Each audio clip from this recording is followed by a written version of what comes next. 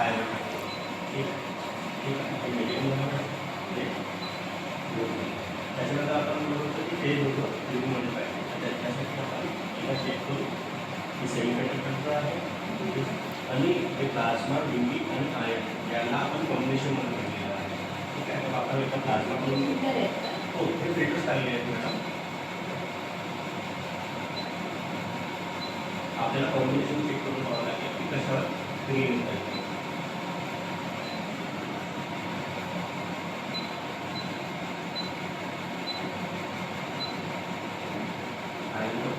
म्हणजे त्यातून filter solve झालेले सर्व आपले जे पण आपलं सेमीकंडक्टर आहे, गोल्ड कलर झालं, UV झालं, ते सगळे स्टार्ट झालेले आहे. आता आपल्याला फायबर टाकला रेड होईल.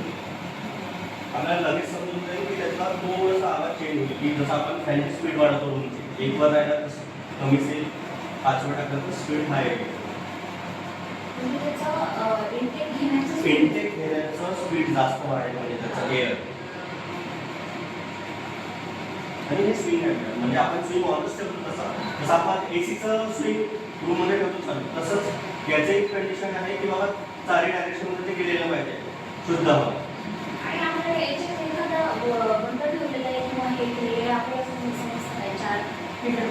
नाही मॅम, हे ऑटोमध्ये राहतात. ठीक आहे, आपल्याला फक्त कॉम्बिनेशन पाहायचं आहे की कशावर ते ग्रीन येणार.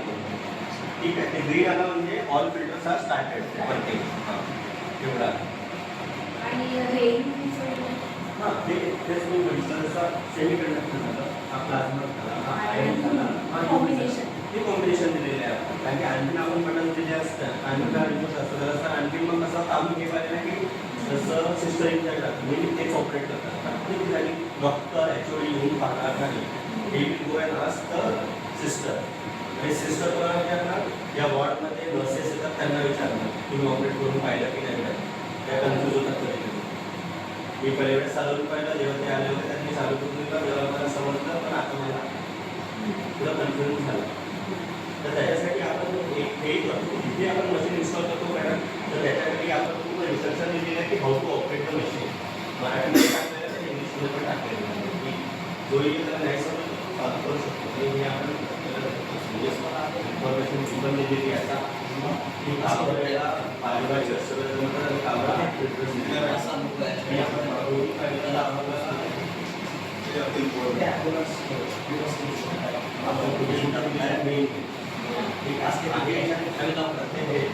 सर्टिफिकेशन काढलेले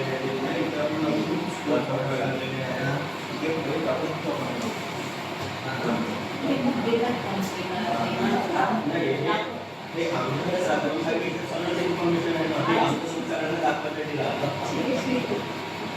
मॅडम. कवर एरिया जो कवर करतो ना 25 1000 स्क्वेअर फीट एरिया हा पूर्ण कव्हर करून टाकतो. 6500 क्युबिक मीटर जवळपास 700 स्क्वेअर फीटचा एरिया कव्हर करतो.